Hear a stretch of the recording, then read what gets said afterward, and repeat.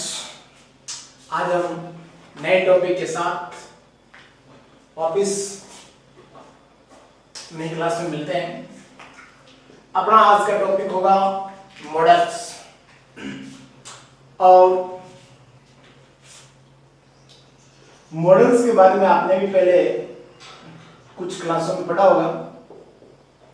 क्या देखिए, मॉडल्स जो वर्ड है, ये वर्ड मूड जो वर्ड है इससे बना हुआ है।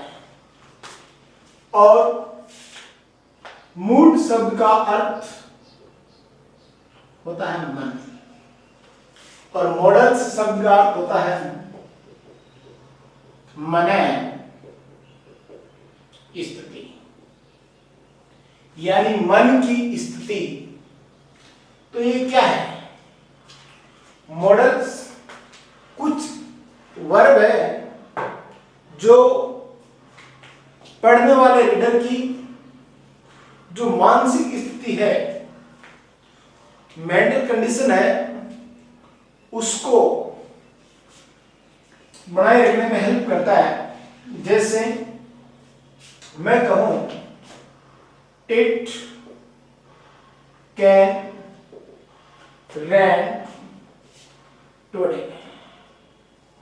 अब आपने सेंटेंस को पढ़ा इट कैन रेन टुडे, तो यहां पर ये जो कैन है, ये कैन एक मॉडल वर्ब है। इसको देखते आपकी मेंटलिटी ये बन गई कि यार आज बरसात के होने की पॉसिबिलिटी है। आपकी मानसिक स्थिति क्या हुई कि यार आज बरसात के आने की संभावना है। तो ये जो मॉडल वर्ब है, ये पढ़ने वाले रीडर की या सुनने वाले ऑडियंस की मानसिक स्थिति है, उसको बैलेंस में रखने का काम करता है। टोटली अपनी जो मॉडल्स है, देखो अपन कौन कौन से पढ़ेंगे? Can, could, may, might, shall, should, will, would, must और ये अपने 10 मॉडल है। इन 10 मॉडल के बारे में, इनके यूजेज कैसे करते हैं, इनका यूज करते समय किन किन बातों का ध्यान रखना चाहिए, इनसे जुड़ी हुई अपन कुछ कंडीशंस पढ़ेंगे। अब इसमें कोई भी ऐसा कॉन्सेप्ट आपके रटने लायक नहीं कि आपने ये कंडीशन है, कोई नियम है, उसको रट लिया और आपने मॉडल बिल्कुल सही कर दिया। इसमें आपको एक एक कॉन्सेप्ट समझना पड़ेगा कि कैन है वो क्या कह रहा है, कुड है वो क्या कह रहा है, मे क्या कह रहा है, माइट क्या कह रहा है, सेल क्या कहता है, विल क्या कहता है, शुड क्या कहता है, वुड क्या कहता है, मस्ट क्या कहता है और टू क्या कहता है। इन सब के जो अर्थ है वो अर्थ मिले जुले मिलेंगे आपको पता है। वैसे जो अगर एक एंगल से देखा जाए तो ये मॉडल जो वर्ड है ये मीनिंगलेस है, इनका कोई अर्थ नहीं होता है। कैन शब्द का अर्थ आप निकालते हो सकना, बट क्या सकना? यहां पर ये कुछ नहीं है, जबकि ये कुछ अपने मन के भाव है, उन मन के भावों को एक्सप्रेस करते हैं, उन चीजों को बताने के लिए इनका यूज होता है। बाकी देखा जाए तो मॉडल्स है वो कंप्लीटली मीनिंगलेस वर्ड है, इनका किसी प्रकार से कोई अर्थ नहीं होता है। बस इनसे तो जो स्थितियां हैं वो स्थितियां निश्चित होती है। जैसे मैं जो मैंने सेंटेंस लिखा था अभी, इट कैन रेन टुडे, उसमें मैं ऐसा भी लिख सकता हूं इट मे रेन टुडे। दोनों के दोनों सेंटेंस बिल्कुल स्ट्रक्चर के अकॉर्डिंग सही है। दोनों का अर्थ है क्योंकि हिंदी में आज बरसात हो सकती है, तो फिर दोनों का अर्थ सेम, दोनों के दोनों सेंटेंस स्ट्रक्चर के अकॉर्डिंग राइट। फिर प्रॉब्लम क्या है? प्रॉब्लम यही है कि यहाँ पर ऊपर वाला पहले सेंटेंस में कैन है, इसमें मैं है, तो पढ़ने वाले व्यक्ति की जो मेंटेलिटी है वो यहाँ से चेंज होती है। कैन देख के वो सोचेगा यार पॉसिबिलिटी है, और मैं देख के सोचेगा डाउटफुल पॉसिबिलिटी है, यानी डाउट है उसमें थोड़ा सा संभावना में। मैं कहूं 8 में ran today in Kuchaman city, आज कुचामन सिटी में बरसात हो सकती है। ये सेंटेंस जब आप देखोगे ना तो आपके मन में रहेगा कहां यार हो भी सकती है, नहीं भी हो सकती, 50-50 चांसेस है, डाउटफुल बात है। तो मेरे को यहाँ का जो क्लाइमेट देख के ऐसा नहीं लग रहा है कि बरसात आज होगी, लेकिन मैंने अगर ऐसा बोल दिया it can rain today in Kuchaman city, तो आप सोचोगे हाँ यार थोड़ी सी पॉसिबिलिटी है, वो ठीक है, मतलब डाउटफुल पॉसिबिलिटी नहीं है, पॉसिबिलिटी है, मतलब किसी भी कार्य के होने के चांसेस 60 to 80% तक जा रहे हैं, मतलब बादल है कुछ थोड़े से ठीक ठाक कंडीशन में दिखाई दिए। इस प्रकार से ये कंडीशन को शो करते हैं। अब वो कंडीशन कैसे शो करते हैं अपने को ये सब चीजें समझना है। सेंटेंस में कौन कौन से ऐसे फैक्ट आ रहे हैं कि उस फैक्ट को देखकर हम बता रहे हैं कि यहाँ पर इस फैक्ट के कारण ये भाव वो बनते हैं। सबसे पहले देखते हैं मॉडल से जो रिलेटेड सेंटेंस है उन सेंटेंसों में कॉमन एरर क्या होता है। सेंटेंस की स्ट्रक्चर देखो, सब्जेक्ट प्लस मॉडल वर्ब। इसके बाद में यहां देखो केवल और केवल यदि वर्ब की फर्स्ट फॉर्म है तब आपका सेंटेंस करेक्ट होगा, वर्ब की सेकंड फॉर्म है आपका सेंटेंस गलत होगा, वर्ब की थर्ड फॉर्म है आपका सेंटेंस गलत होगा, और 2 प्लस वर्ब की फर्स्ट फॉर्म है आपका सेंटेंस गलत होगा, बी प्लस वर्ब की फर्स्ट फॉर्म है आपका सेंटेंस गलत होगा। अगर बी प्लस वर्ब की थर्ड फॉर्म है तब आपका सेंटेंस सही होगा। मतलब ध्यान दें, सब्जेक्ट तो होगा सेंटेंस के स्टार्टिंग में, अब सब्जेक्ट के बाद में कोई भी मॉडल हो सकती है, जैसे कैन है, कुड है, मे, माइट वगैरह वगैरह जो भी है मॉडल वर्ब आ गई। अब उस मॉडल वर्ब के बाद यदि आपको वर्ब की फर्स्ट फॉर्म मिलती है वी फर्स्ट, तब तो मान लो सेंटेंस स्ट्रक्चर के अकॉर्डिंग सही है।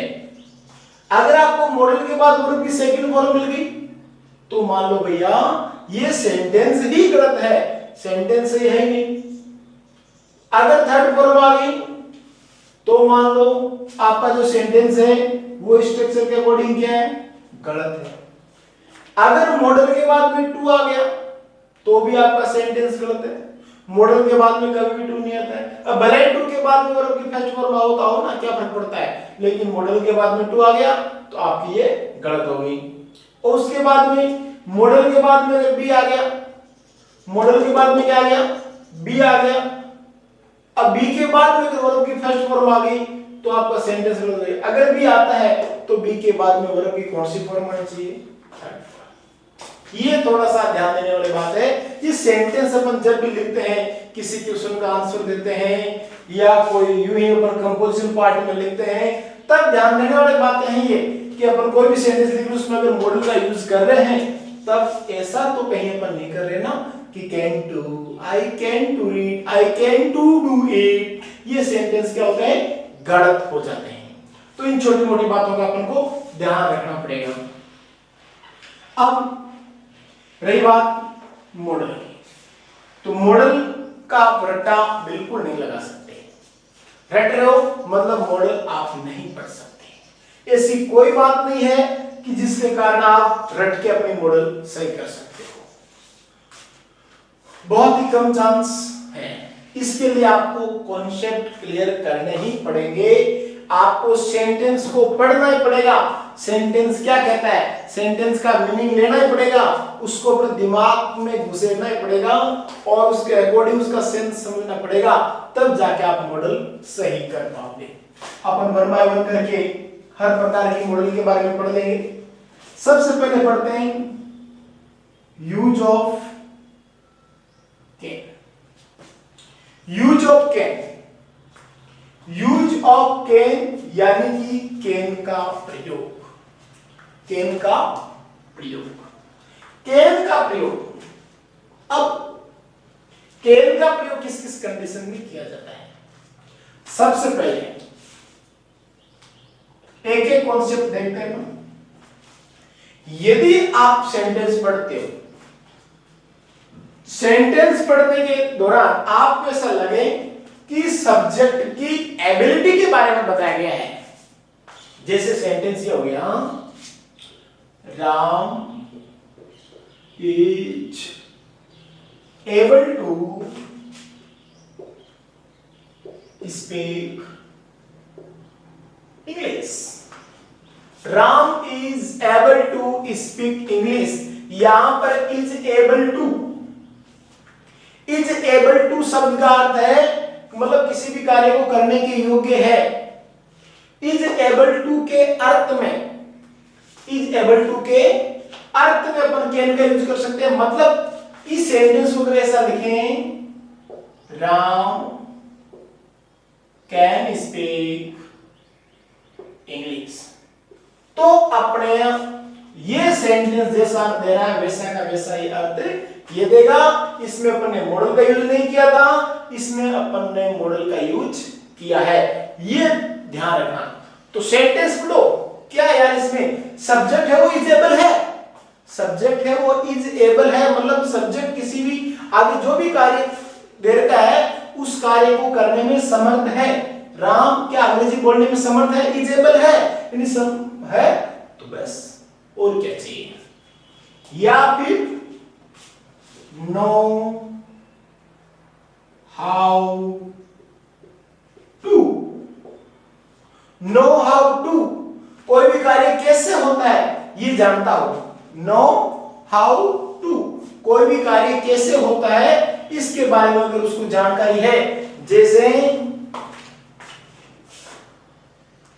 Ram know how to drive a car. Ram know how to drive a car, Ram जानता है कि कार को किस प्रकार से चलाया जाए। राम जानता है कि कार को किस प्रकार से चलाया जाए, मतलब नो हाउ टू किसी भी कार्य को करने की जानकारी होना। तो सबसे पहले अपनी बात होगी कि एबिलिटी। अगर किसी सब्जेक्ट की एबिलिटी को एक्सप्रेस करना हो, अगर किसी सब्जेक्ट की एबिलिटी को एक्सप्रेस करना हो तो उस कंडीशन के लिए अपन कैन का यूज करते हैं। तो एग्जाम्पल की बात,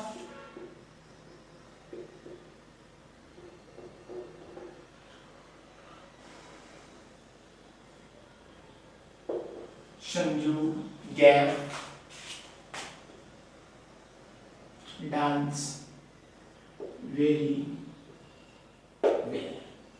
Sanju gave dance very well, Sanju बहुत अच्छी तरह से नाच सकती है। ये संजू की क्या है, एबिलिटी है। अब वेरी वेल बहुत अच्छा, संजू कार्य कर सकती है, कैसे, बहुत अच्छा। ये तो पता लगाना पड़ेगा इस सेंटेंस को देखकर, यार संजू के यहाँ पर किस बात की हो रही है, डांस नाच सकती है, कैसा, बहुत अच्छा नाच सकती है, मतलब इसके अंदर कितनी एबिलिटी है, उस एबिलिटी की बात बता रहे हैं। तब अपन यहाँ पर किसका यूज करेंगे, कैन। दूसरी बात, जो ये कैन का यूज हो रहा है ये एबिलिटी आपके प्रेजेंट टाइम में ही शो करते हैं। प्रेजेंट टाइम की ही एबिलिटी, कैपेसिटी वगैरह वगैरह जो है उसी को शो करते हैं। एक एग्जांपल की बात अपन और कर लेते हैं।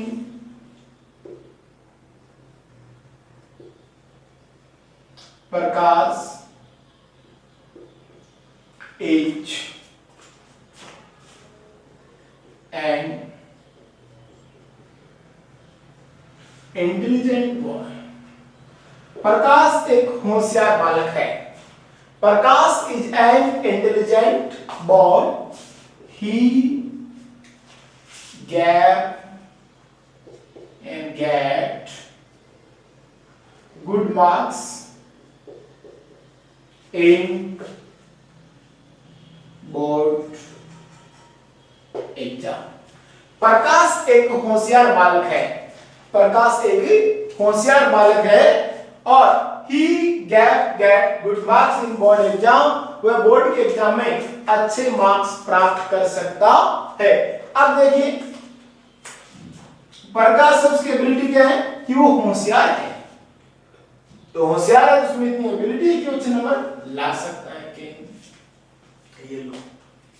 समझ में आई नहीं बात? अगर यहां पर होता प्रकाश was an intelligent boy, प्रकाश एक होशियार बालक था, तो क्या आप ऐसे लिखते क्या he can get good marks in board exam?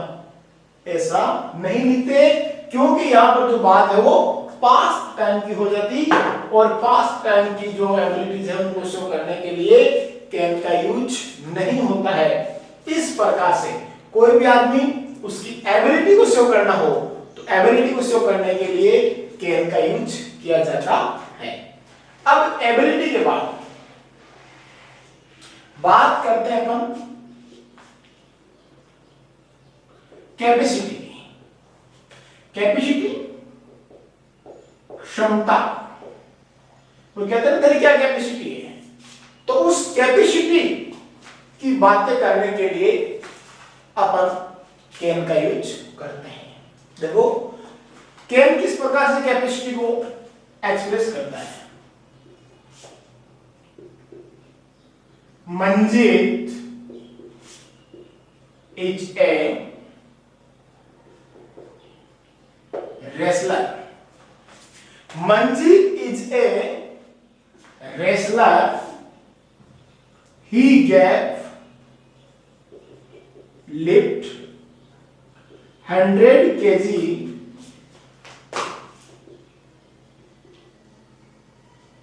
weight. ध्यान दें, Manjeet is a wrestler, Manjeet एक पहलवान है। He gave lift 100 kg weight, वो 100 किलो वजन उठा सकता है, वह 100 किलो वजन उठा सकता है। लिफ्ट यानी उठाना 100 केजी, मतलब उसकी कैपेसिटी है 100 किलो वजन उठा सकता है। और ये बात यहां से रेसलर से शो हो रही है, यार रेसलर है तो मतलब उसमें इतनी कैपेसिटी है, तो he can lift 100 KG weight. और देख लो मोहन get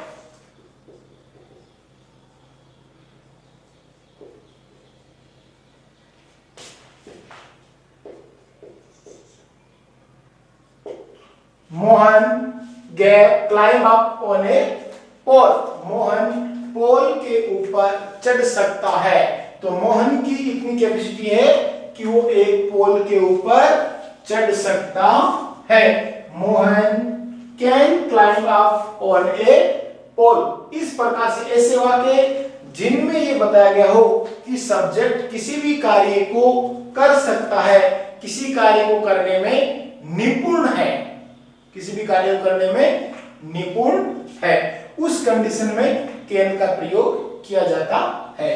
तो पहली बात एबिलिटी मतलब उसकी मानसिक योग्यता है, कैपेसिटी शारीरिक योग्यता है। इन दोनों चीजों को अगर प्रेजेंट में शो करना हो तो आपको कैन का प्रयोग करना है। आप ये कह सकते हो कि हाँ कोई व्यक्ति कार्य कर सकता है।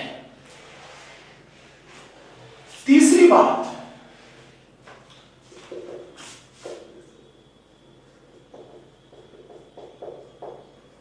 पॉसिबिलिटी। तीसरी बात है पॉसिबिलिटी की, किसी भी कार्य के होने की संभावना, किसी भी कार्य के होने की संभावना। अगर संभावना 60 to 80 या मोर देन 85 तक 90 तक चली जाती है तब भी अपन चला लेते हैं। अगर 80% तक किसी कार्य के होने की संभावना है प्रेजेंट टाइम में तो उसमें अपन कैन का प्रयोग करते हैं। कैसे? जैसे मैं एक सेंटेंस लिखूं, there are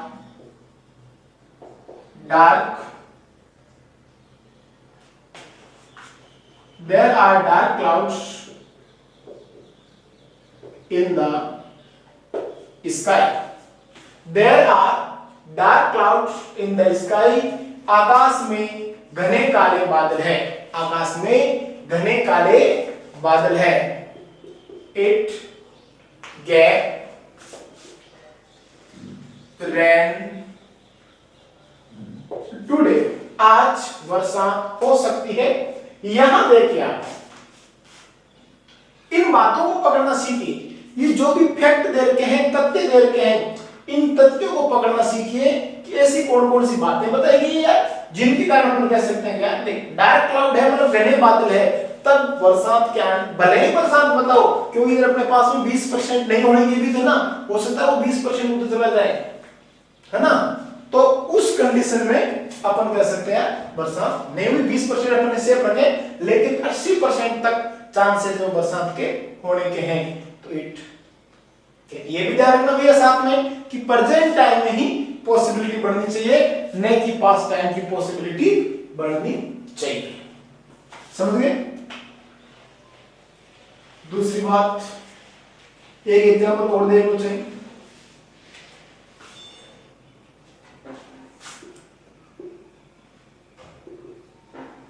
Rajesh daily comes school. He Khalistan pass in exam. Rajesh daily comes school, Rajesh हमेशा स्कूल आता है। अब ये कोई भी स्टूडेंट है, जैसे स्टूडेंट है, अब ये स्टूडेंट हमेशा स्कूल आता है, तो इस स्टूडेंट की जो पॉसिबिलिटी है वो पास होने की बढ़ जाती है, भले ही ये पढ़ने में कितना ही कमजोर क्यों ना हो, या होशियार है तो कहना है क्या, तो इसकी पास होने की जो पॉसिबिलिटी है वो 80% तक बढ़ जाती है। अब जैसे इधर लिखा जाए, कोई भी बच्चा है वो Rajesh does not comes school regularly, Rajesh नियमित रूप से स्कूल नहीं आता है, तो फेल हो सकता है, उसके फेल होने की पॉसिबिलिटी बढ़ जाएगी। तो इधर ये डे आता है तो इसके पास होने की पॉसिबिलिटी बढ़ रही है। इस प्रकार से अगर पॉसिबिलिटीज बढ़ती है तो यहाँ पर he can pass in exam, he can pass in exam, वह परीक्षा में पास हो सकता है। समझे? इस प्रकार से देखो, आप फैक्ट देखो, यहाँ पर फैक्ट दे रखा है कि डेली स्कूल आना, डेली स्कूल आ रहा है मतलब पास होने की प्रबल संभावना बढ़ रही है।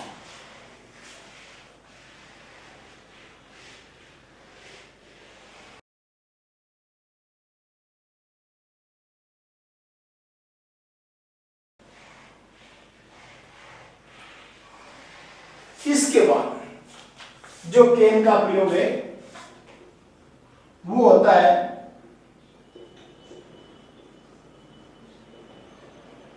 Informal permission. ध्यान दें, यहां थोड़ा सा ध्यान देना, इनफॉर्मल परमिशन क्या होती है?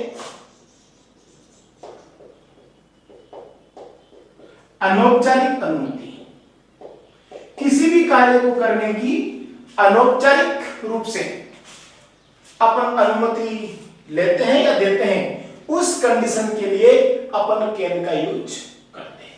अब इसमें देखिए, अगर आप इसको रिक्वेस्ट को भी इसके साथ में पढ़ लो तो कोई दिक्कत नहीं है भाई। अगर आप इनफॉर्मल परमिशन दे रहे हो तो इनफॉर्मल परमिशन जाएगी, अगर इनफॉर्मल परमिशन ले रहे हो तो इनफॉर्मल परमिशन ले रहे हो, इनफॉर्मली रिक्वेस्ट कर रहे हो अगले से, तो उस कंडीशन के लिए आप कैन का यूज करोगे। कैसे? जैसे ध्यान दें, ज्यादातर जो कैन का यूज है वो अपन अपने मित्र, किसी दुकानदार, ऑफिस जो भी आदमी रहता है उनके साथ करते हैं। जब अगर अपन किसी मित्र के साथ, दोस्त के साथ बात कर रहे हैं, किसी दुकानदार के साथ बात कर रहे हैं, किसी ऑफिस में अगर किसी ऑफिसर से अगर अपन बातें कर रहे हैं, उस कंडीशन में उनसे किसी भी प्रकार की अगर परमिशन ले रहे हैं या उनको परमिशन दे रहे हैं तो उस कंडीशन के लिए अपन कैन का प्रयोग करते हैं। ये थोड़ा सा ध्यान देना। जैसे can I take your book, क्या मैं आपकी किताब ले सकता हूं?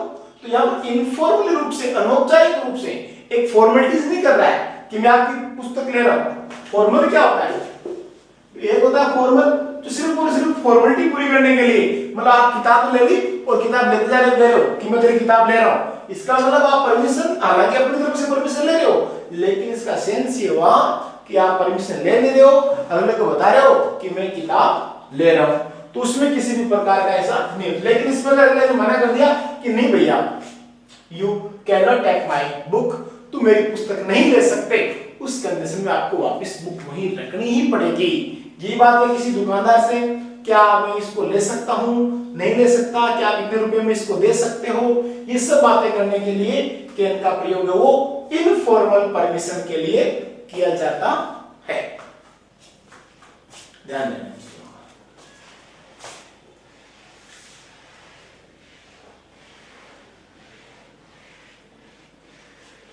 फॉर्मल में कहीं पर भी कैन का यूज नहीं होता है, इनफॉर्मल बातों के लिए ही जो कैन का यूज है वो किया जाता है।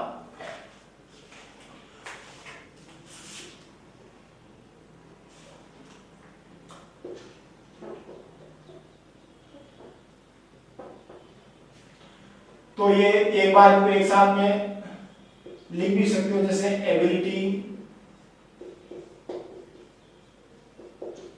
पॉसिबिलिटी,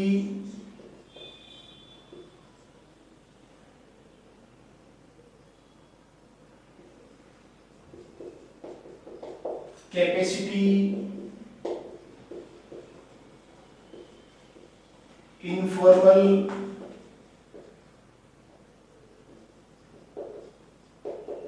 परमिशन लेने और देने दोनों के लिए,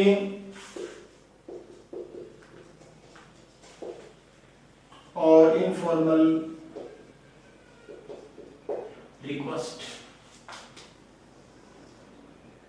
इन कंडीशन को बताने के लिए प्रेजेंट टाइम में आप कैन का प्रयोग करोगे। ठीक है। अब ये चीजें अगर आप सेंटेंस पढ़ोगे और सेंटेंस को पढ़ने के बाद आपको लगता है कि हाँ यार, इसमें वर्तमान समय की एबिलिटी के बारे में बातें कर रहा है, पॉसिबिलिटी के बारे में बातें कर रहा है, कैपेसिटी के बारे में बातें कर रहा है, या कोई अपन को परमिशन ले रहा है या दे रहा है, या लेने और देने दोनों के बारे में बातें हो रही है। ठीक है। और आप अगर किसी से इनफॉर्मली रिक्वेस्ट करते हो तो उस कंडीशन में ही आपके कैन का प्रयोग किया जाता है। तो ये है अपना कैन के यूजेज। इसमें रटने जैसी कोई बात नहीं है, इतने से आप छोटा सा स्क्रीनशॉट ले लो इसका, और फिर इस बेस पर थोड़े से एग्जांपल है वो एग्जांपल सॉल्व करो, फिर आपको पता चल जाएगा कि हाँ यार, जो सेंटेंस वो किस प्रकार चलते हैं, प्लस सेंटेंस में से ऐसा कौन सा शब्द है, ऐसी क्या बात है जिसको पकड़कर अपन कह सकते हैं कि हाँ यार, ये एबिलिटी होगी, ये पॉसिबिलिटी होगी, ये कैपेसिटी होगी, ये परमिशन होगी, और ये रिक्वेस्ट इसमें बताएगी। ये सेंटेंस में से आपको निकालना है, सेंटेंस को पढ़ के उसका अर्थ आपको निकालना होगा। ठीक है। थैंक्स। आज की क्लास में कैन का यूज देखा आपने। अब जो अपनी नेक्स्ट क्लास होगी उसमें अपन पढ़ेंगे यूज ऑफ कुड। ओके।